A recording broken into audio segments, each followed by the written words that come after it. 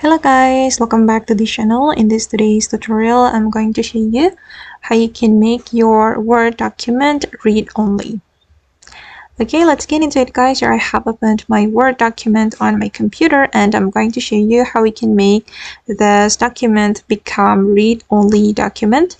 First of all, we can go to the review menu right here. And then we're going to select protect. And you can come to the second option right here, restrict editing. Okay, then you can check this option, editing restriction. Okay, then make sure here you choose no changes or read only.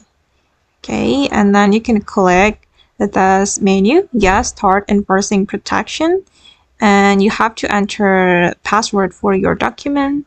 And I'm just going to enter this password and re-enter password to confirm and click on OK. Alright, and after that our document cannot be edited. I'm going to type in this document, and as you can see that I cannot edit this document guys.